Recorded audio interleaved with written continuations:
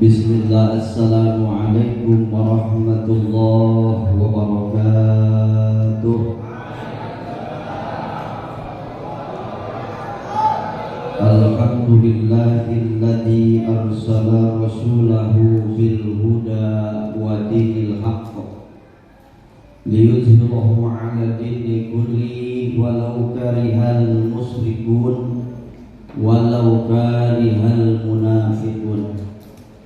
Asyhadu an la ilaha illallahul malikul haqqul mubin wa asyhadu anna sayyidana Muhammadan abduhu wa rasuluhu shadiqul wa'dil amin. Allahumma shalli wa sallim ala sayyidina wa habibina wa syafi'ina wa maulana Muhammadin Safi'il ummati fi a'lal maqam wa ala alihi wa ashabihi wa muhibbihi wa tabi'ina ila akhiril ayyam. Amma ba'du, subhanaka la ilma lana illa ma 'allamtana innaka antal alimul hakim. Wa ya ayyuhal hadirin wal hadirat rahimakumullah, usikum wa nafsi bitaqwallah faqad fazal muttaqun. Wa qala ta'ala a'udzu billahi minasy syaithanir rajim. Laqad kana lakum bi rasulillahi uswatun hasanah. Wa qala aidan wa ma arsalnaka illa rahmatan lil alamin. Wa qala ulama man adhama maulidi kuntu sabi'an lahu yaumal qiyamah. Wa qala aidan la yu'minu ahadukum hatta akuna ahabba ilaihi min waladihi wa waladihi wan nasi ajma'in. Wa qala aidan aksiru sholata alayya wa inna sholatakum alayya maghfiratun lidunubikum wadlubu ila darajata wal wasilati fa inna wasilati inda rabbi syafa'atul lakum. Wa qala ulama wa alamatul itaati bi sunatihi saniyah wa iksaru sholati alaih ila akhiril maqalah. Shadaqallahul azim wa sadaqa rasuluhun nabiyul habibul karim wa nahnu ala dzalika minas sahidina was-sakirina walhamdulillahi rabbil alamin.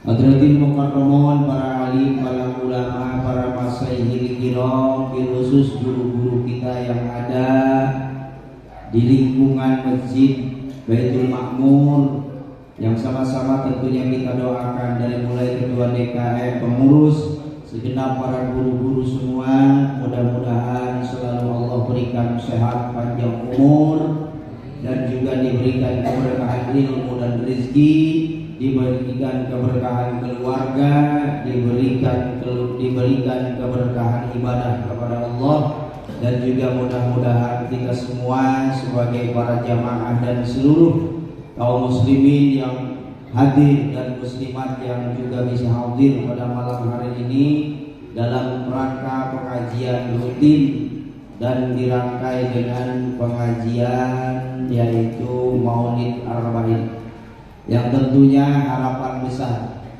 disertai doa mudah-mudahan acara ini senantiasa menjadi acara yang diridhoi Allah, acara yang mengundang rahmatnya Allah, yang mengundang berkahnya Allah, dan semua yang hadir pada malam hari ini semuanya ada dalam naungan Allah dan ada dalam rahmatnya Allah dari semenjak datang sampai kepulangan kita. Mudah-mudahan semua napas yang keluar, setiap detik yang berganti, dan setiap jam yang terlewati, mudah-mudahan semuanya akan menjadi nilai ibadah di sisi Allah Subhanahu wa ta'ala. Jamaah yang dirahmati Allah Subhanahu wa ta'ala, tentunya puji serta syukur kita panjatkan kehadirat Allah atas karunia nikmat yang begitu luas, terutama nikmat iman serta nikmat Islam. Sehingga malam hari ini sudah memasuki malam ke-9 di bulan Rabiul Awal, bulan di mana lahirnya seorang sosok manusia pilihan Allah, manusia yang sangat dicintai Allah dan manusia yang sangat mencintai Allah. Dan keberuntungan bagi kita semua dijadikan sebagai umat Rasulullah Shallallahu Alaihi Wasallam. Salah satu umat yang dipakai iri oleh sebahagian para nabi adalah umat Nabi Muhammad. Umat Nabi Muhammad ini banyak keistimewaan di luar daripada umat Nabi Muhammad. Salah satunya adalah mendapat jaminan dari Rasulullah. Beliau mengatakan kullu ummati yadkhulunal jannah ila man aba. Setiap umatku, kata Nabi, akan masuk surga ila man aba, kecuali mereka yang enggan masuk surga. Kila man aba ya Rasulullah, siapa mereka yang enggak mau masuk surga ya Rasul? Man ata'ani dakhulal jannah, kata Nabi, orang yang ikut aku, orang yang mengikuti dalam segala hal kepada baginda Rasul sallallahu alaihi wasallam, dakhulal jannah, jaminannya masuk surga. Wa man asani faqad aba, maka orang yang enggak mau mengikuti Nabi, maka orang tersebut sesungguhnya dia enggan masuk surga. Diperkuat lagi dalam ayat, qul in kuntum tuhibbunallah fattabi'uni yuhibbukumullah wa yaghfir lakum dzunubakum. Katakanlah Muhammad, kalau kalian mencintai Allah, maka fattabi'uni, ikuti Rasulullah sallallahu alaihi wasallam. Ketika seseorang sudah bisa mengikuti Nabi, kata Allah, yuhibbukumullah, orang tersebut akan dicintai Allah. Wa yaghfir lakum dzunubakum, dan Allah pun akan mengampuni segala kesalahan dan dosa-dosanya. Subhanallah. Beruntunglah kita menjadi umatnya Nabi Muhammad Shallallahu Alaihi Wasallam. Maka dibuktikan malam hari ini dengan memperbanyak bertawasul kepada beliau, bersolawat kepada beliau. Ini adalah modal kita. Untuk apa? Untuk meraih syafaatnya Rasulullah Shallallahu Alaihi Wasallam. Ketika bicara orang haji atau umroh, biasanya orang selalu atau identik dengan bacaan talbiyah. Besok mau haji pasti, karena talbiyah dengan haji itu adalah dua rangkai mata kaitan yang selalu terikat. Begitu pula ketika seseorang sudah melaksanakan atau mau melaksanakan umroh, sama kalimat yang paling pertama kali biasanya diucapkan labbaik Allahumma labbaik, labbaik la syarika laka labbaik, innal hamda wa ni'mata laka wal mulk la syarika lak. Dan ketika seseorang sudah niat haji, ketika beliau mikot, atau seseorang yang sudah niat untuk melaksanakan umroh, maka kalimat yang diperintahkan oleh Rasulullah, kalimat yang diajarkan oleh ulama-ulama kita adalah memperbanyak membaca talbiyah. Beda dengan ketika kita memperingati Maulid Nabi.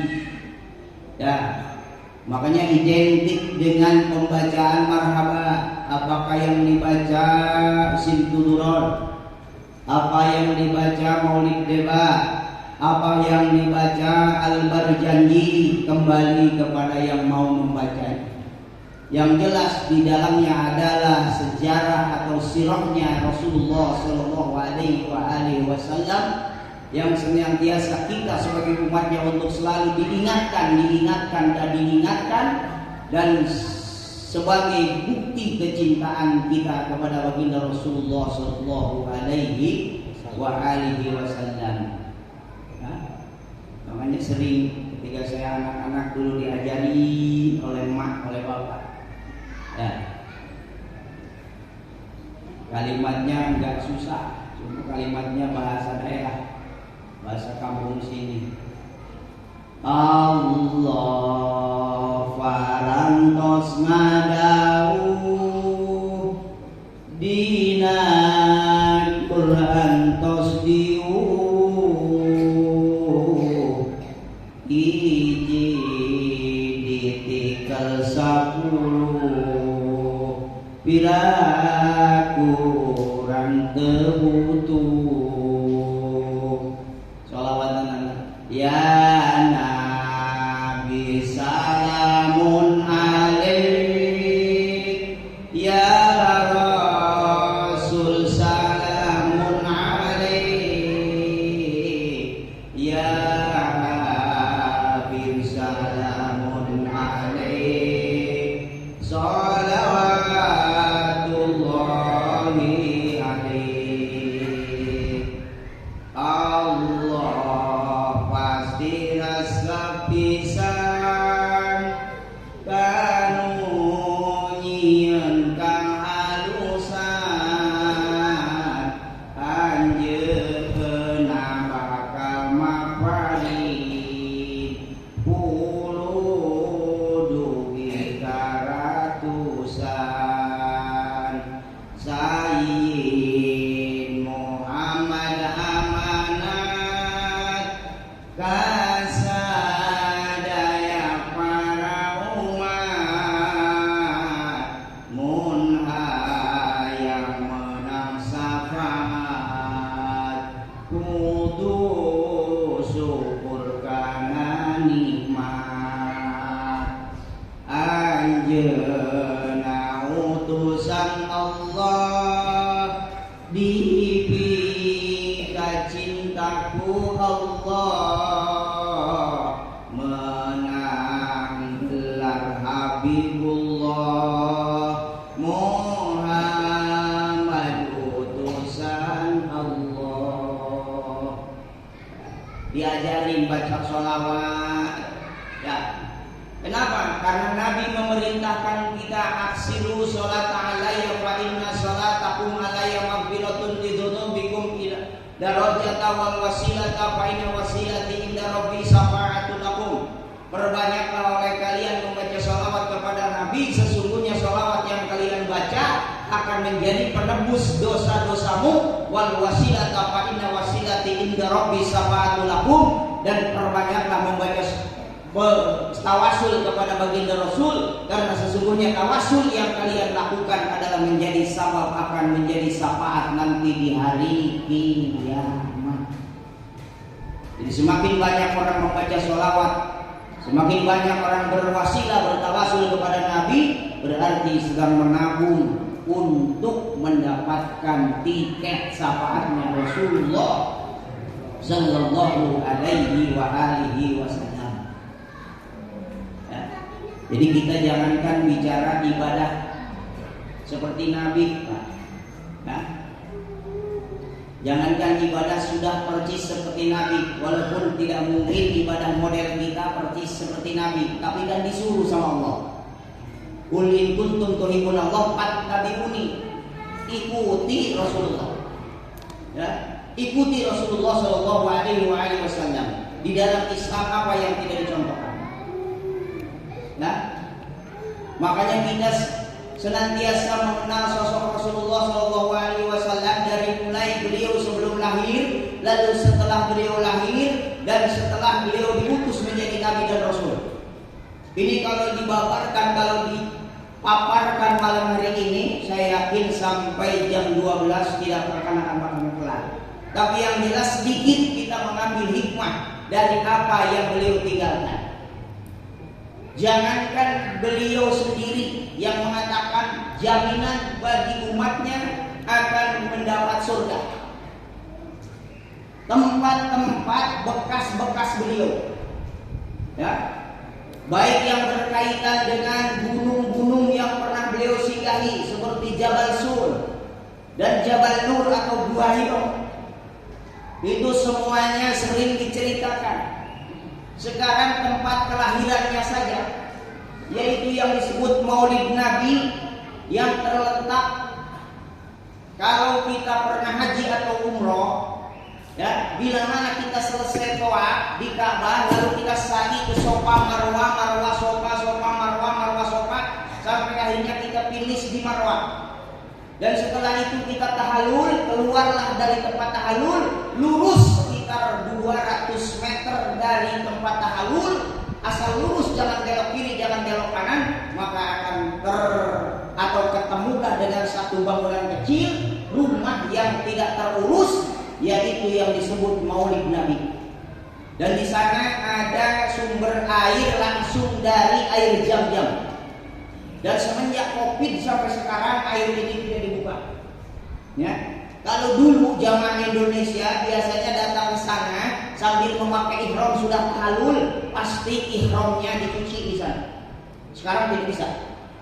Dan biasanya orang Indonesia bawa jerigen yang ukuran 10 liter. Belinya biasanya 10 real, 40.000. Dan bisa diisi di tempat itu tidak mesti beberapa menit, ya, cukup 2-3 detik karena airnya sangat kencang, sangat deras, maka 10 liter cuma menghabiskan waktu 3 detik sudah penuh. Dan sekarang ini tidak bisa. Dan ada kontroversi sampai sekarang tempat itu sebagian oleh orang-orang yang berpahaman Wahabi pengen dihancurin karena katanya biang dari kemusrikan. Tapi banyak ulama-ulama di sana, ya, yang berpahaman kepada Ahlus Sunnah, yang bermadzhab Imam Malik, Imam Syafi'i, Imam Hanafi dan Imam Hambali, mereka mempertahankan agar Maulid Nabi atau tempat lahirnya Nabi jangan dihancurkan, jangan dibongkar. Makanya sampai sekarang masih ada. Ya. Dan di tempat itulah pernah Rasulullah Shallallahu Alaihi Wasallam yaitu mengatakan dalam sebuah sabda beliau bahwasannya orang yang sholat di masjid tersebut, artinya Masjidil Haram, beliau mengatakan sholatu fi masjid hada, barang siapa orang yang bisa sholat di masjid ini, maksudnya Masjidil Haram, afdalu min alfa sholatin fi masiwahu ilal masjidil haram. Ya. Barang siapa kata Nabi sholat di masjid ini, maksudnya Masjidil Haram, afdalu min alfa sholatin, maka lebih utama daripada sholatnya 100.000 kali ila Masjidil Haram, selain dari Masjidil Haram. Jadi kalau di masjid lain 100.000 kali sholat, mesti 100.000 kali. Tapi kalau di masjid ini kata Nabi, maka orang sholat 1 kali pahalanya nilainya sama dengan 100.000 kali sholat. Dan sampai detik ini, sampai dunia ini digulung, artinya kiamat, itu keterangan tidak pernah akan berubah. Makanya beruntunglah orang-orang yang mendapat panggilan Allah, baik haji ataupun umrah. Bisa tawaf di Ka'bah, bisa sholat di Masjidil Haram, bisa berbuat kebaikan di sana. Dan itu bukan hanya sholat. Setiap kali kebaikan yang dilakukan di masjid tersebut atau di tanah haram Mekah, nilainya sama. Contoh membaca Al-Quran 1 huruf, maka pahalanya sama dengan membaca 100.000 kali huruf. Makanya banyak orang Indonesia, ya, yang di sana atau yang tidak bisa membaca Al-Quran, mereka memilih mewakafkan Al-Quran di Masjidil Haram. Dan kalau orang kagak tahu wakaf di Masjidil Haram, Qurannya asal beli, ini umurnya biasanya cuma 2 hari. Yang cetakannya bukan cetakan Madinah, belinya di bawah hotel, biasanya banyak yang jualan, ada toko. Kalau kita beli Qurannya kagak nanyain cetakan Madinah, kita beli umpama 50 real, ya, atau 40 real. Lalu kita bawa ke Masjidil Haram, ada yang sehari sudah diangkat. Ya. Karena di sana itu tidak ada Quran yang bukan cetakan Madinah, khusus di Masjidil Haram. Ya. Makanya saya suka ngingetin sama jamaah, kalau memang antum pengen wakaf Al-Quran di sini, niatkan wakafkan untuk orang tuamu yang sudah meninggal. Ya. Karena di sana itu Al-Quran sehari-harinya tidak ada yang nganggur, apalagi pada asar. Ya, hampir semua Al-Quran dipegang oleh orang-orang, baik itu yang mengajarkan Quran maupun yang belajar Al-Quran. Ya, termasuk para hafizah, semuanya Quran, semuanya di sana itu nggak ada yang nganggur. Ya, kalau kita naruh Quran di masjid Baitul Ma'mur 10 aja, kayaknya paling 1-2 yang dibaca oleh orang. Ya, makanya setiap huruf yang dibaca di sana pahalanya sama dengan 100.000. Kalau Qurannya dapat kita beli, kalau kita wakafkan kepada orang tua kita yang telah meninggal, walaupun orang tua kita sudah ada di alam barzah, berarti dia masih berhak untuk mendapatkan pahala bacaan Quran dari Qurannya yang diwakafkan anaknya ketika haji atau umroh. Nah, makanya saya aja setiap kali ke sana pasti beli 2 Al-Quran. Satunya 60 rial dan saya nitip ke Mutawif di sana, tolong belikan Al-Quran yang cetakan Madinah, ditaruh di Mekah, insya Allah. Ya, selagi belum habis, belum rusak Quran, masih tetap ya minimal 2 tahun tuh Quran tidak pernah diganti. Ya, kalau bukan cetakan Madinah 2 hari paling lama, ada yang 2 jam. Ya, karena di sana itu marbot masjid itu jangankan Pak, jangankan Quran kayak gini, banyak yang terbalik tuh. Ya, banyak yang terbalik. Di sana itu Al-Quran jutaan, tapi tidak pernah ada yang naruhnya kebalik. Kagak ada, ya, kagak ada. Ya Allah, ya Rabbana ya Karim, betul-betul dihargai dan dihormati. Subhanallah. Makanya saya ingetin kemarin juga jamaah di bus, saya ingetin jamaah sekalian, kalau antum pengen wakaf Al-Quran, mending nitip sama Mutawif, mending nitip sama ustaz di sini, biar beliau yang beliin, biar beliau yang naruh di sana. Insya Allah aman. Ya, kita ngaji nggak bisa tiap waktu ngedoain orang tua kita, tapi kalau kita taruh Al-Quran di Masjidil Haram, kata saya setiap 1 huruf dibaca, pahalanya sama dengan 100.000 kali huruf. Ya Allah ya Rabbana, ini tempat lahirnya beliau, kota yang pernah beliau dilahirkan di sana. Ya, dan semua batas tanah haram, setiap orang yang beramal pahalanya nilainya sama dengan 100.000 kali kebaikan. Karena di dunia ini ada 3 masjid yang diabadikan dalam Al-Quran. Yang pertama Masjidil Haram, yang kedua Masjid Nabawi, yang ketiga Masjidil Aqsa. Makanya kata Rasulullah SAW, yang pertama orang yang sholat di masjid ini, maksudnya Masjidil Haram, keutamaannya lebih daripada 100.000 kali lipat. Sedangkan ketika beliau hijrah dari Mekah ke Madinah, maka beliau datanglah ke satu daerah, ke satu kampung yang namanya Kuba. Ya. Dan di sana beliau bukan membangun rumah yang indah, bukan membangun kantor untuk birokrasi, akan tetapi beliau pertama kali singgah di Kuba, beliau mendirikan masjid, dan sampai sekarang masjid itu disebut Masjid Kuba.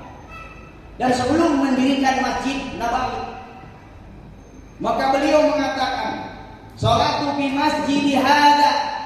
Ya.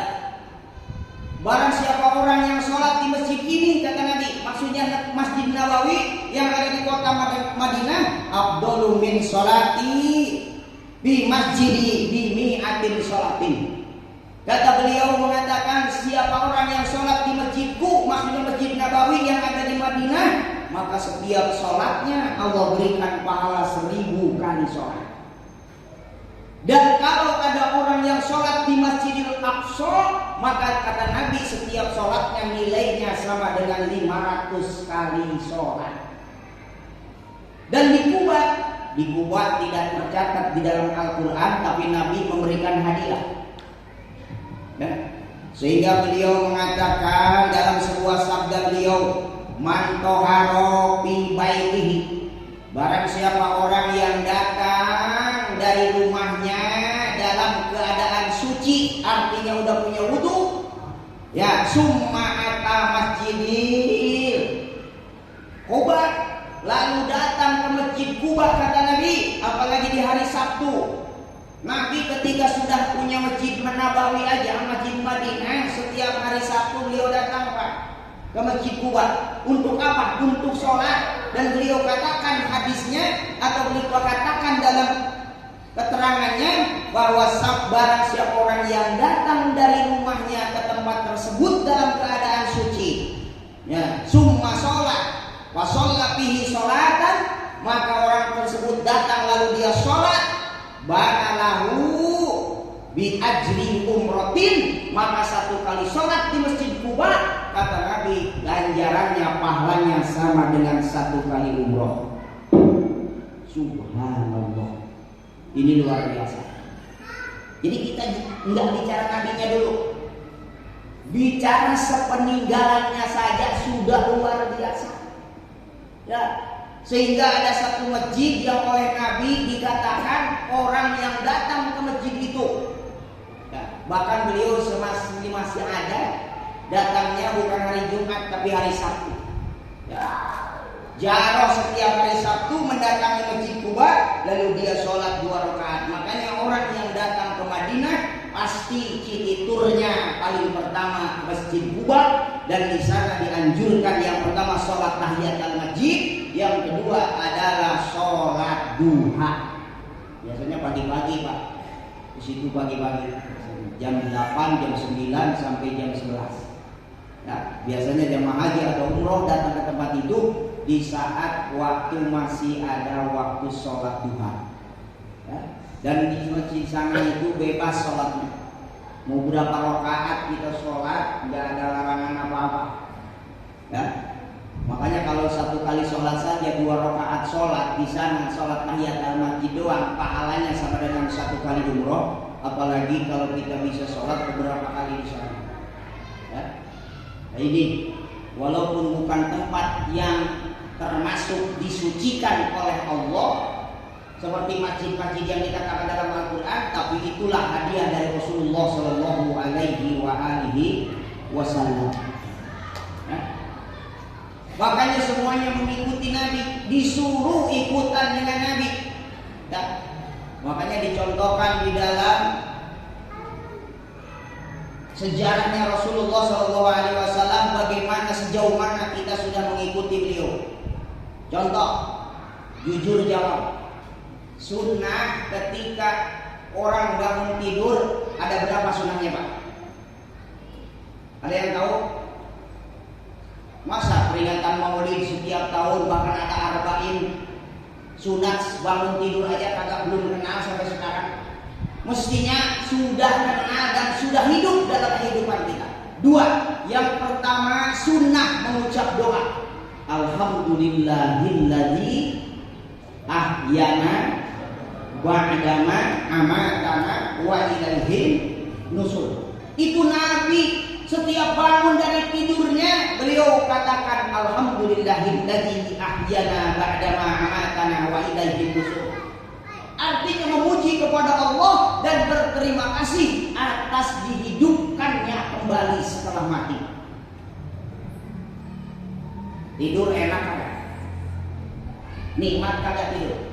Nikmat. Ketika bangun lagi nikmat tidak? Lebih nikmat tidurnya, nyak bisa bangun lagi. Kenapa enggak bersyukur? Nabi mengajarkan alhamdulillahilladzi ahyana ba'da ma amatana wa ilaihin nusur. Maka mulai sekarang hidupkan setiap kali bangun tidur, jangan HP yang dicari, jangan rokok yang dicari, tapi ucapkan dulu syukur kepada Allah. Alhamdulillahilladzi ahyana ba'da ma amatana wa ilaihi nusur. Yang kedua, sunnah orang bangun tidur itu bersiwak, artinya membersihkan mulutnya. Kenapa? Karena orang biasanya ketika berhenti dari makan minum dan dia tidak berbicara, maka ketika terbangun yang paling bau mengeluarkan aroma bukan dari pantat tapi dari mulut. Ya? Maka mulut ini sunnah dibersihkan. 2 saja sunnah setelah bangun tidur. Kita diperintahkan yang pertama bersyukur, berdoa kepada Allah. Yang kedua membersihkan bagian daripada anggota badan kita yang paling mengeluarkan aroma yang tidak sedap, yaitu membersihkan mulut.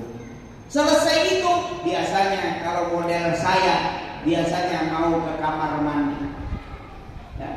Lalu sunat yang disunatkan ketika masuk kamar mandi ada berapa kira-kira Pak? Ada yang tahu ada berapa? Ada 2. Bagus jawabannya, cuma kurang tepat. Ya, saya kasih tahu. Yang pertama, Nabi setiap kali mau masuk kamar mandi, apalagi punya hajat, buang air kecil dan BAB, sunnah kepalanya ditutup. Ya, ditutup. Yang kedua, sunnah ketika mau masuk kamar kecil, kakinya memakai sandal. 2. Yang ketiga, baca doa sebelum masuk. Bismillahi Allahumma inni a'udzubika minal khubusi wal khaba'is. Dengan menyebut nama Allah, aku berlindung kepadamu ya Allah dari setan laki dan setan perempuan. Kalau Nabi sudah mengatakan berlindung dari setan laki dan perempuan, berarti tempat di situ tempat angker yang ada setan lakinya sama perempuan. Makanya banyak orang yang kadang-kadang jatuh di kamar mandi langsung meninggal. Hati-hati. Makanya Nabi ngajarin, ya, ketika mau masuk kamar kecil, bacalah doa tersebut, meminta perlindungan dari Allah dari setan laki sama setan perempuan. Ya. Lalu ketika masuk yang keempat sunnah Nabi, ketika masuk kamar kecil, maka kaki kiri terlebih dahulu, lalu diikuti dengan kaki kanan. Lalu ketika mau buang air besar atau kecil, maka cukup secukupnya saja membuka auratmu, karena Nabi tidak pernah telanjang bulat dalam kamar kecil. Kalau kita kan beda, merasa bebas, dibuka aja kayak bonteng, kayak timun. Ya, itu kan. Dan Nabi setelah itu mengajarkan lagi, ketika kamu buang air besar dan buang air kecil, janganlah kau lihat auratmu. Kalau kita malah ditegesin ya, gitu kan? Nah ini segininya aja belum nyampe kita. Jangankan ibadah yang lain, ibadah keseharian saja, Nabi tidak pernah melihat auratnya, dan Nabi tidak pernah melihat kotoran yang keluar dari jasadnya. Kalau kita penasaran kalau kagak dilihat, Nabi kagak pernah lah. Ya, makanya belum nyampe kita. Sebetulnya bukan ada 2, bukan ada 4, 12 sunnah ketika masuk kamar kecil. Ya. Lalu jangan menghadap kiblat atau membelakangi kiblat. Ya. Dan jangan ngomong sambil buang air besar atau buang air kecil. Yang sunnah ngomong itu kalau kita makan sama orang bareng-bareng, sunnah sambil ngobrol. Apalagi kalau merasa diri kita paling pintar makannya, mesti banyak ngomong lagi makan. Tapi kalau di kamar kecil, kagak usah ngomong, kata Nabi. Makruh hukumnya. Ya. Dan jangan lama-lama, kata Nabi, di kamar kecil, karena orang betah di kamar kecil berarti sedang memelihara penyakit was-was. Awas nih.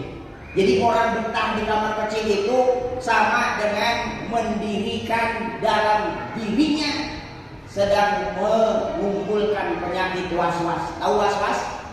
Was-was itu obeh udah 3 ember merasa belum bersih baik. Was-was tuh. Nah, kalau sholat pakai usolli, orang utama Abdullah dia masih usolli Allah, usolli. Kapan mau sholat? Was-was merasa nggak jadi penyakit itu. Ya. Dan yang selanjutnya, akhiri kencing atau buang air besarmu dengan berdehem. Kosongkan dehem. Kalau habis buang air kecil, buang air besar, dehem kan?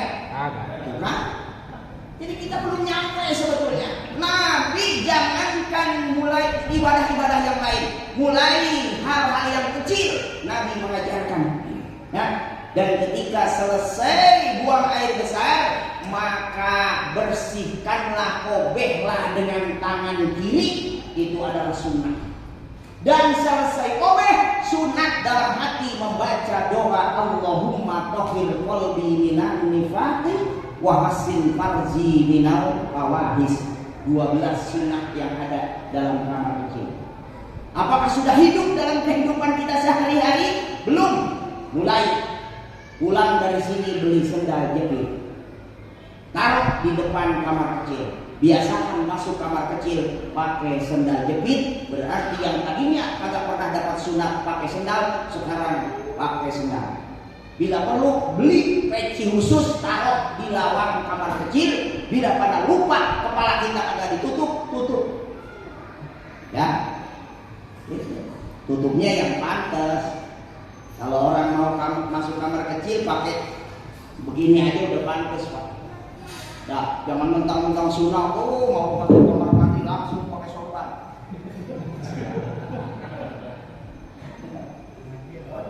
Subhanallah.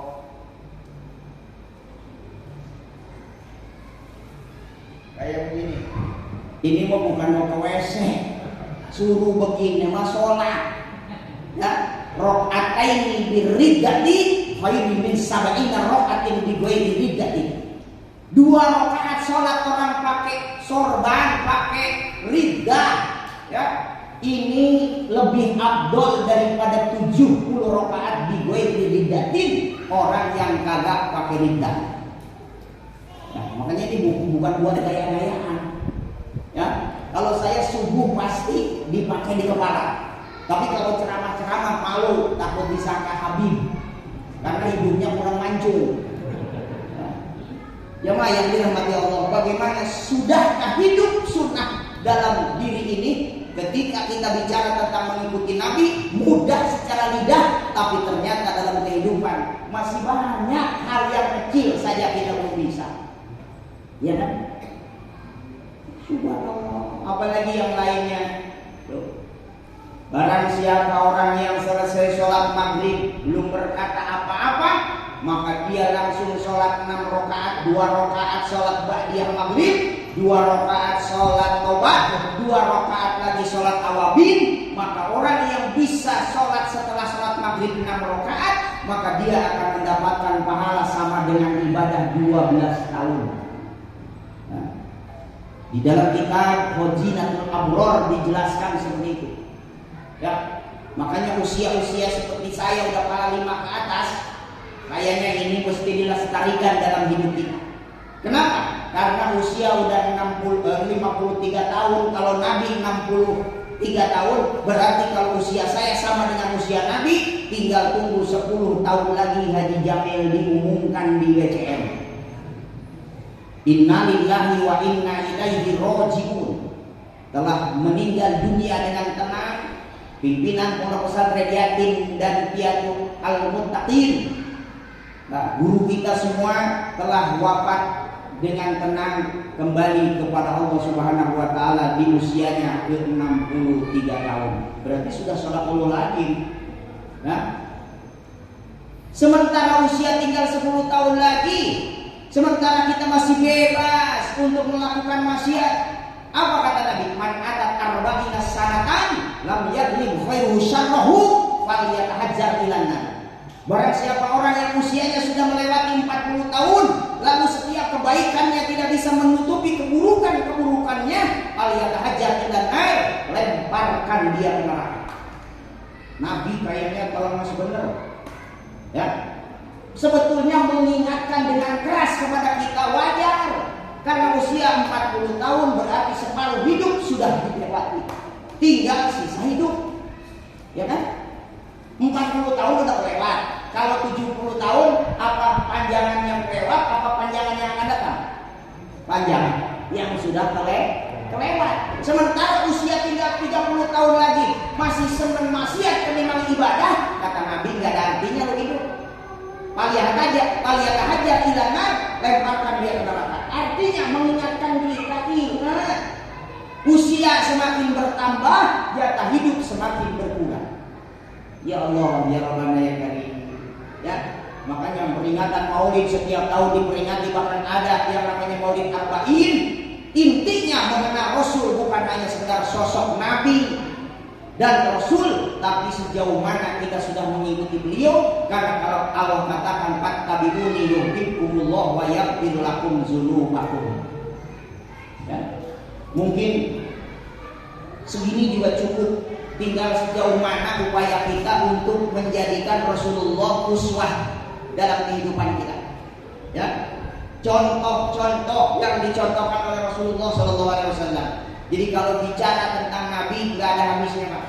Ya, tinggal yang menjadi pertanyaan sudah sejauh mana dalam rangka mengikuti sunnah Rasul. Man asaba biqaumin, ya. Man tamassaka bi sunnati indal fasadil ummati, kata Nabi. Ya, falahu ajru mi'atin syahidin. Barang siapa orang yang berpegang teguh kepada sunnah Nabi ketika sunnah ini sudah rusak, maka orang tersebut yang masih memegang teguh kepada sunnah Nabi, pahalanya sama dengan orang mati 1000 mati syahid. Orang yang 1000 mati syahid, bukan? Ini panitia udah ngobrol mulu dari tadi, ya. Karena setengah 10 harusnya saya sudah ada di lokasi pengajian, Pak, peringatan Maulid malam hari ini. Ini udah suara lagi di HP. Dibiarin dah. Nah, dan Suciani mohon maaf ya, malam ini tidak bisa full untuk menyampaikan tausiah atau bil hikmah daripada pengajian rutin dirangkai dengan pengajian arba'in. Mohon maaf.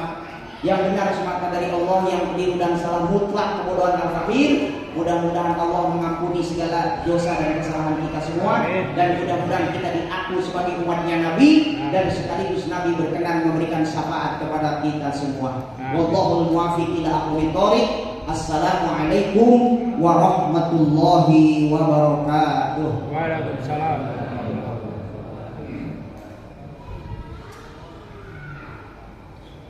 Alhamdulillah telah kita dengarkan bersama-sama paparan ilmu yang telah disampaikan oleh guru kita. Semoga apa yang disampaikan oleh beliau pada malam hari ini dapat kita aplikasikan terlebih untuk keluarga kita maupun lingkungan kita. Dan untuk doa penutup kita persilakan oleh guru kita Ustadz Ahmad Suhaimi untuk memimpin.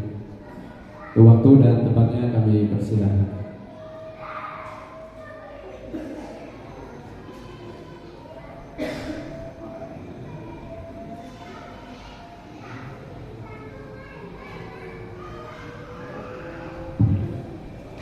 Assalamualaikum warahmatullahi wabarakatuh. Mari kita berdoa, angkat tangan kita dan dengan hadirin besok. Bismillahirrahmanirrahim. Allahumma shalli wa sallim ala nabiyyina Muhammad wa sallim ala sayyidina Rasulillah ajma'in. Amin. Bismillahirrahmanirrahim. Alhamdulillahirabbil alamin. Al-Mu'minina al-Shakirina al-Yaqumin al-Mazidah. Ya Rabbana lakal hamdu wa lakal syukru kama yanbaghi li wajhikal karim wa li'azimi sultanik. Allahumma bi sayyidina Muhammadin nabiyil karim wa ala alihi wa sahbihi salikal hadiil qawim waj'alna ya Allah min khiyari ummati wa sunna wa bi sunnati wa ahyina mustamsikina bi ta'atihi wa Muhammad wa min ala sunnati wa jama'ati. Allahumma inna nas'aluka bi kalimatil Mustafa wa min as-sidqi wal wafa kullana mu'inan wa musfi'an. Allahumma inna nas'aluka wa natawassalu ilayka bi nabiyyika al-mukhtar wa al-nadhar wa sallallahu kafir anna dhunuba al-awzar bi rahmatika ya arhamar rahimin. Rabbana zalamna anfusana wa in lam taghfir lana wa tarhamna lanakunanna minal khasirin. Rabbana hab lana min azwajina wa dhurriyyatina qurrata a'yunin waj'alna lil-muttaqina imama. Rabbana muqim as-salati wa dhurriyyatina rabbana taqabbal du'a. Rabbana hab lana min as-salihin was-salihat. Rabbana atina fid dunya hasanah wa fil akhirati hasanah wa qina adzabannar warzuqna husnal khatimah wa na'udzu bika min syarri ma wa su'il khatimah. Wa sallallahu ala sayyidina Muhammad wa alihi wa sallam. Diban subhana rabbika rabbil izzati amma yasifun wa salamun ala mursalin walhamdulillahi rabbil alamin. Bismillahirrahmanirrahim. أعوذ بالله من الشيطان الرجيم بسم الله الرحمن الرحيم الحمد لله رب العالمين الرحمن الرحيم مالك يوم الدين إياك نعبد وإياك نستعين اهدنا الصراط المستقيم صراط الذين أنعمت عليهم غير المغضوب عليهم